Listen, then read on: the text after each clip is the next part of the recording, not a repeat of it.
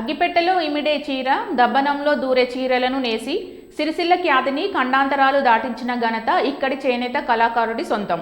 అంతేకాకుండా G20 లోగోను ఆవిష్కరించి దేశ ప్రధాని చేత అభినందనలు అందుకోవడమే కాకుండా వివిధ దేశ విదేశ ప్రతినిధుల చేత ఔరా అనిపించాడు.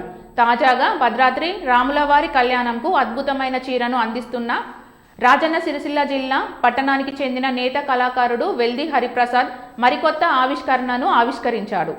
సిరిసిల్లాకు చెందిన నేత కళాకారులు ఎంతో మంది తమ చేనేత మగ్గంపై సరికొత్త ఆవిష్కరణలకు పూనుకొని సిరిసిల్ల ఖ్యాతిని దేశ విదేశాలలో ఇమిడింపజేశారు. అదే కోవాలో పట్టణానికి చెందిన వెల్ది హరిప్రసాద్ కూడా చేనేత మగ్గంపై ఎన్నో ఆవిష్కరణలు ఆవిష్కరించి సిరిసిల్ల ఖ్యాతిని ఖండాంతరాలు దాటించాడు. హరిప్రసాద్ గతంలో అగ్గిపెట్టెలో ఇమిడే చీరను, దబ్బనంలో దూరే చీరలను నేశాడు.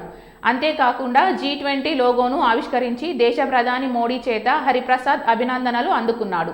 గత సంవత్సరం భద్రాద్రి శ్రీ సీతారాముల కళ్యాణానికి పట్టుచీరను నేసి అప్పటి ప్రభుత్వం చేతుల మీదుగా దేవాలయంనకు అందించాడు. తాజాగా శ్రీ సీతారాముల కళ్యాణానికి మరో అద్భుతమైన పట్టుచీరను చేనేత మగ్గంపై నేశాడు. చేనేత మగ్గంపై సీతారాముల కళ్యాణం వచ్చే విధంగా నేయడమే కాకుండా అంచులు భద్రాద్రి ఆలయంలో ఉన్నటువంటి శ్రీ సీతారాముల ప్రతిరూపాలు వచ్చే విధంగా నేశాడు. చీర మొత్తం శంకు చక్ర నామాలు వచ్చే విధంగా, అలాగే బార్డర్లో జై శ్రీరామ్ అంటూ వచ్చే విధంగా చీరను అందంగా నేశాడు. చీర కోసం దాదాపు 6 రోజుల పాటు చేనేత మగ్గంపై శ్రమించి నేయగా చీర యొక్క బరువు 800 గ్రాములు కాగా ఇందులో 2 గ్రాముల బంగారం, 150 గ్రాముల వెండి పట్టుదారాలను ఉపయోగించగా చీర కొంగులో సీతారాముల కళ్యాణం బొమ్మ వచ్చే విధంగా నేయడం ఈ చీర విశేషం. ఈ చీరను దేవాదాయ శాఖ మంత్రికి చూపించి అనంతరం శ్రీ సీతారాముల కళ్యాణానికి అందిస్తానని, ప్రభుత్వం తనకు ప్రోత్సాహాన్ని ఇస్తే మరిన్ని ఆవిష్కరణలకు పూనుకొని సిరిసిల్ల ఖ్యాతిని మరింత ఇనుమడింపజేస్తానని వెల్ది హరిప్రసాద్ వెల్లడించారు. హరిప్రసాద్ మా రాజన్న సిరిసిల్ల జిల్లా. నేను చేనేత కార్మికుని. గతంలో కూడా చేనేత మగ్గంపై అగ్గిపెట్టెలో ఉండే చీర, దబ్బనంలో దూరే చీర, అంతేకాకుండా నేతల ముఖ చిత్రాలు కూడా ఎన్నో నేయడం జరిగింది.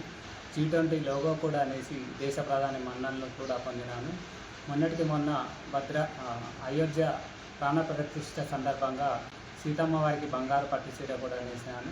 గత సంవత్సరం కూడా శ్రీరామనవమి సీతారాముల కళ్యాణానికి మా సిరిసిల్ల నుండి పట్టు పీతాంబరం చీర నేసి గత ప్రభుత్వం తరఫున భద్రాద్రి సీతారాముల కళ్యాణానికి పంపించడం జరిగింది.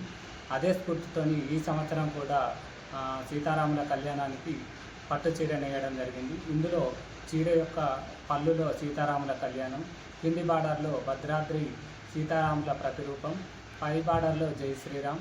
చీర మొత్తం కూడా శంకుచక్ర నామాలు వచ్చే విధంగా దాదాపు 4 రోజుల పాటు శ్రమించి ఈ చీరను నేసినాను. ఈ చీరలో 2 గ్రాముల బంగారం మరియు 150 గ్రాముల వెండి పట్టు దారాలతోని చీర మొత్తం 800 గ్రాములు ఉంటుంది. ఈ చీరను దేవాదాయ శాఖ మంత్రికి చూపించిన తర్వాత భద్రాద్రి సీతారాముల కళ్యాణానికి ఈ చీరను అందిస్తాను. ఇదే విధంగా ప్రతి సంవత్సరం సిరిసిల్ల నేతన్నకు భద్రాద్రి సీతారాముల కళ్యాణానికి పట్టు వస్త్రాలు నేసే అవకాశం కల్పించాలని ప్రభుత్వాన్ని వేడుకుంటున్నాను.